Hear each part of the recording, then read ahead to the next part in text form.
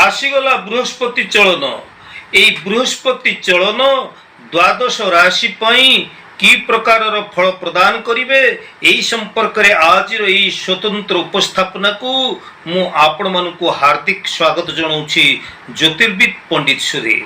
प्रिय दर्शक बंधु आमे जानिछे जे बृहस्पति गोटे राशि रे 13 मास अवस्थान करती। तेणु बृहस्पति ये 2026 मसीह ये गोटे राशि रे स्थिर भाव में 13 मास अवस्थान न करी गोटे राशि रु आउ गोटे राशि को चलन होचंती पुणी गोटे राशि रु पुनर्बार प्रत्यावर्तन करुछंती। तेणु ये जो अग्र पश्चात चलन प्रभाव यही प्रभाव केमिति रहिबो द्वादश राशि उपरे यही संपर्क रे आज आमे कथा वस्तु को आगु को नहीं चलिबा कथा प्रभाव को आगु को नहीं चलिबा। तेबे आमर ये बृहस्पति वर्तमान रही मिथुन राशि रे 2026 मसीहा जून 1 तारिख दिन पुनर्वसु नक्षत्र रात्र 1:48 समय रे पुनर्वसु नक्षत्र कर्कट राशि को सड़क भाव में गमन करने को जाउछंती बा सड़क भाव में चलन होबाकू जाउछंती। तेबे ये जे कर्कट राशि को बृहस्पति आसीबे ये केते दिन रे अवस्थान करिवे कर्कट राशि रे ये 2026 अक्टोबर 31 तारिख पर्यंत आमर कर्कट राशि अवस्थान करिवे।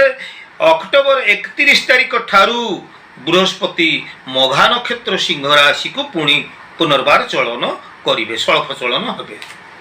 तबे आमे जे जानुछे जून 1 रु अक्टोबर 31 तारिख यही जे समय रही यही समय अवधि भितरे बृहस्पति ग्रह का भाग्य को उज्जवल करने जाउछंती केउ राशि पई अशुभ फल प्रदान करने जाउछंती ए संपर्क रे आम मानक मन रे जिज्ञासा बढ़ी गलानी जानिबा पई आग्रह बढ़ी गलानी। ताला आसंतु आमे जानिबा बृहस्पति ग्रह द्वादश राशि ऊपर की प्रकार प्रभावित करूछंती। जून 1 तारिख रु अक्टोबर 31 तारिख पर्यंत मेष राशि पई चतुर्थ बृहस्पति गोचर भाव रे गोचरीय भ्रमण रे चतुर्थ भाव रहिबे। तेणु मेष राशि व्यक्ति मानक पई बृहस्पति सम्यक मांदा फल प्रदान करिवे। आपणकर भूमि भवन वाहन नूतन नुआ किछि मांगलिक कर्म उत्सव आदि ये सब क्षेत्र रे टिके विलंब जो कार्य आपणकर त्वरान्वित होउथिला या सामान्य विलंबित हेई पारे। विलंबित होउथिले मध्य यह आपणकर व्यवसाय क्षेत्र को प्रभावित करिवो नाही। हाँ टिके सामान्य आर्थिक खर्च आपणकर ए समय बढ़ी जाई पारे आर्थिक मांदावस्था टिके परिलक्षित हेई पारे। किंतु मु कहिबि निजे आपण आर्थिक मांदावस्था भितर को बेसी आपण मांदा अवस्था भितर को बेसी ठेली हे जिवे बा मांदा अवस्था बेसी सम्मुखीन हेबे। तबे शुभ कार्य गुड़िक मोर कहवा कथा शुभ कार्य गुड़िक सामान्य टिके बाधा प्राप्त हैला परी आपन को लागिबो। किंतु आपणकर निष्ठापर प्रयास निजर उद्यम जहा द्वारा आपण निश्चित भाव रे सफलता हासिल करि परिबे। वृष राशि पई तृतीय भाव रे बृहस्पति अवस्थान करिवे। तृतीय भाव रे बृहस्पति रही आपण को शुभाशुभ मिश्रित फल प्रदान करिवे। आपणकर अटकी रहितिबा बहुत दिन रु अटकी रहितिबा कार्य गुड़िक हेई परिबो। जो माने चाकरिया सेई प्रार्थी माने रहिचंती जो माने उच्च शिक्षा पई पाठ पढ़िबा पई आग्रही रहिचंती समानक पई भलो सुजोग आसीबो। किंतु ए समय रे मन आपणकर टिक अस्थिर रही पारे। धैर्यर सहित संयमतार सहित आपण जदि कार्यपंथा को ठीक भाव रे निष्पत्ति नहीं आपण आगु को नियंती ताहले आपणकर कर्म रे आपण को निश्चित सफलता मिलिबो। तबे हाँ वृष राशि व्यक्ति आपण टिके निजर स्वास्थ्य एवं कर्मर अत्यधिक चाप टिके आसी पारे। एथिपई टिके आपण सचेतन रुहंतु स्वास्थ्य पई सचेतन रुहंतु। अत्यधिक कर्म बा व्यस्त बहुल जीवन रु टिके विश्राम नवा पई मध्य आपण टिके चेष्टा करंतु। तेबे मोट उपरे आपण शुभाशुभ मिश्रित फल पाइबे। जदि दीर्घ दिन आशा आपण को रही भूमि भवन वाहन आदि प्राप्त होगा एगुड़िक आपण पाइपर शुभ कर्म गुड़िक आपण करें। तेबे ଆପଣଙ୍କର ଅଗଷ୍ଟ ମାସ ଠାରୁ ବୃହସ୍ପତି ଆପଣଙ୍କୁ ଅଧିକ ଟିକେ ଶୁଭ ଫଳ ପ୍ରଦାନ କରିବେ। ତେଣୁ ବୃଷ ରାଶି ନିଶ୍ଚିତ ଆପଣଙ୍କର ଭଲ ହେବାକୁ ଯାଉଛି। ମିଥୁନ ରାଶିରେ ଦ୍ୱିତୀୟ ଭାବରେ ବୃହସ୍ପତି ଅବସ୍ଥାନ କରୁଥିବା ଯୋଗୁଁ ଆପଣଙ୍କର ବିଭିନ୍ନ ସୂତ୍ରରୁ ଆକସ୍ମିକ ଅର୍ଥାଗମ ହେବାର ସମ୍ଭାବନା ବଳବତ୍ତର ରହିଛି। ଆପଣଙ୍କର ଘରେ ଶୁଭ ମାଙ୍ଗଳିକ କର୍ମ ଆଦି ହୋଇପାରେ। ଅବିବାହିତ ପୁତ୍ରକନ୍ୟା ମାନଙ୍କର ଶୁଭ କର୍ମ ପାଇଁ ସମୟ ଭଲ ରହିବ ଏବଂ ଅବିବାହିତ ପୁତ୍ରକନ୍ୟା ମାନଙ୍କ ପାଇଁ ଭଲ ପ୍ରସ୍ତାବ ଆସିବ। ବିବାହ ସ୍ଥିରୀକୃତ ହେବ। ବିବାହ ବ୍ରତ ମାଙ୍ଗଳିକ ଉତ୍ସବ କୌଣସି ତୀର୍ଥ ଭ୍ରମଣରେ ଆପଣ ଯାଇପାରନ୍ତି। ବିଭିନ୍ନ ସୂତ୍ରରୁ ଆପଣଙ୍କର ଅର୍ଥ ରୋଜଗାର ହେବ। ବ୍ୟବସାୟକୁ ଆପଣ ନୂଆ ଢାଞ୍ଚାରେ ଆଗେଇ ନେଇଯିବେ।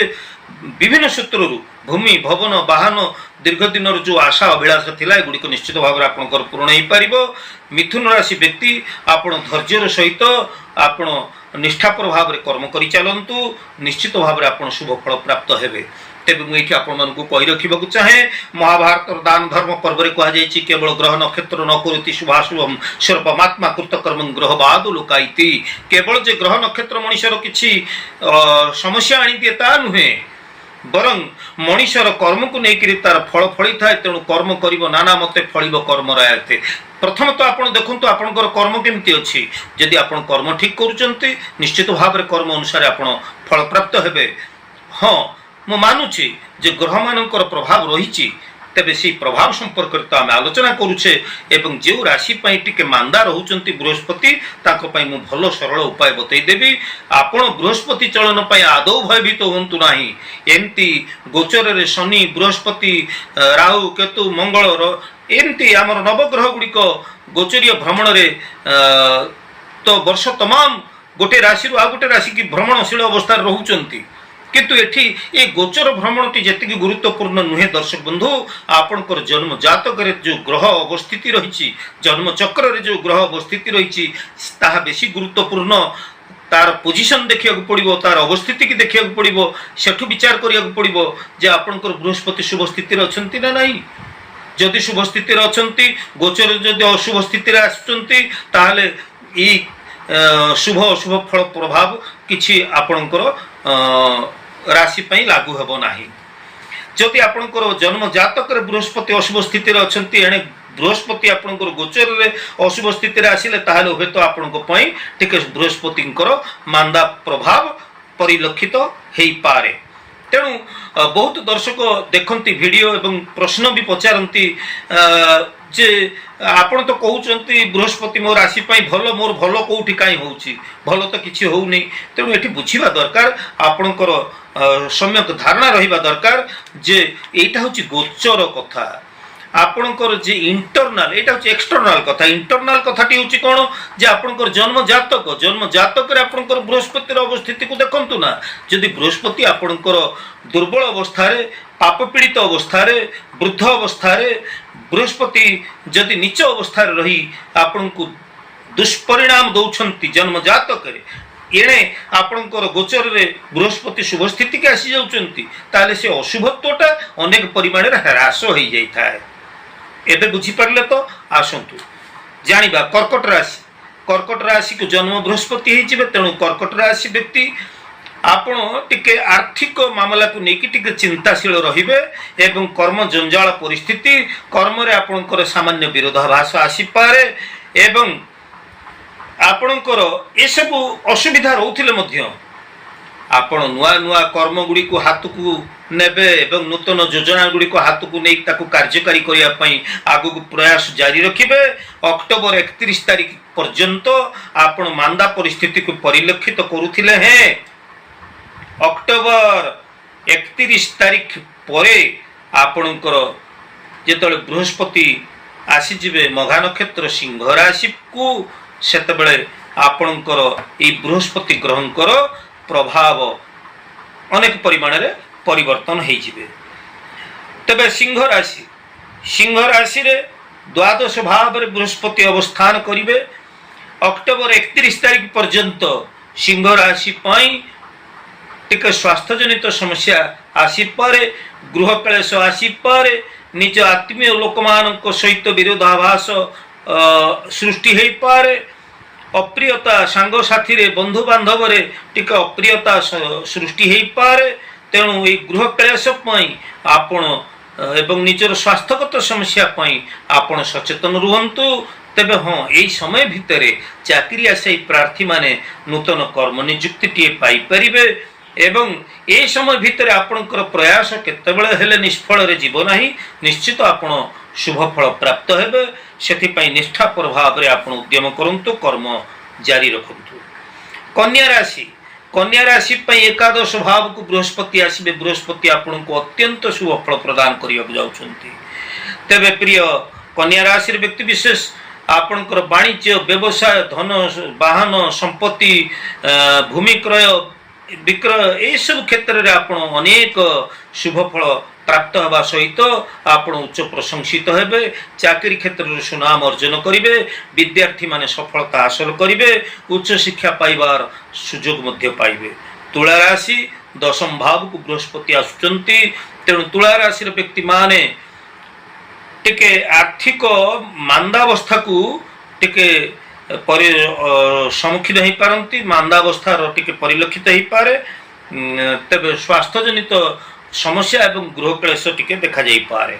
एथिपे आपण सचेतन रुहंतु। बिछा राशि शरीर कष्ट होउथिला, आर्थिक मानसिक भाव रे आपण अनेक कष्ट पाउथिले एवं आपणकर पूर्व दिन जो लागी रहितिला कर्म जंजालमय परिस्थिति ए सब आपणकर दूर हबो। आपण अत्यंत शुभ फल प्राप्त होबाक जाउछन्ते, कारण आपणकर नवम बृहस्पति रहउछन्ते अक्टोबर 31 तारिख पर्यंत। ए भितरे आपण मान सम्मान पद प्रतिष्ठा मर्यादा सब किछि प्राप्त होवा सहित आपण सफलतार शीर्ष को छुई पारिबे। पदोन्नति हब, आर्थिक अभिवृद्धि हब, सब क्षेत्र में शुभ मांगलिक कर्म आदि आपण करि परिबे।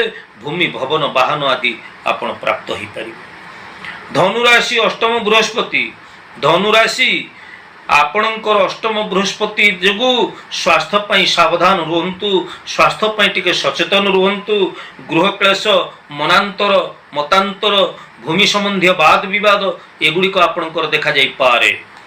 मकर राशि आपणकर सप्तम बृहस्पति आसुचंती। शुभ मांगलिक कर्म विवाह व्रत तीर्थ भ्रमण आध्यात्मिकता प्रति रुचि बढ़िबा एवं एई समय रे आपणकर विभिन्न प्रकार शुभ मांगलिक कर्म गुड़िक हेबा एवं आपण गोटे नुआ पद पदवी बा नुआ पद प्रतिष्ठा आपण पाई पारंती। चाकरी आशे प्रार्थी मान नूतन कर्मवृत्ति पाई पारंती। विभिन्न क्षेत्र अर्थागम हबो। निश्चित भाव में मकर राशि व्यक्ति शुभ फल प्राप्त होबाक जाउछन्ती। कुंभ राशि षष्ठस्थ बृहस्पति आपण को टिके समस्या आनी पारे। कर्म जंजाल परिस्थिति आसी पारे। आपणकर सहकर्मी सहभागी कर्मचारी माने बा आपणकर आत्मीय स्वजन आपण को विरोधाचरण करि पारंती, विरोधाभास सम्मुखीन होई पारंती। तथापि एई समय भितरे आपण नुआ नुआ उपलब्धि गुड़ी को हासिल करिवे। भूमि भवन वाहन जहा किछि आपण करिबा पई चाहुचंती दीर्घ दिनर आशा आकांक्षा आपणकर मध्य पूर्ण होबाक जाउछि। परवर्ती राशिटी होछि कालचक्र शेष राशि हूँ मीन राशि। मीन राशि पंचम बृहस्पति। आमे जानिछे दर्शक बंधु जीवे द्वितीय धन धान्य भोगी सुतार्थ लाभं नव पंचकेशु जामित्रे संस्थे विपुलांच लक्ष्मीश्च एकादश सर्वशुभ फलं ददात।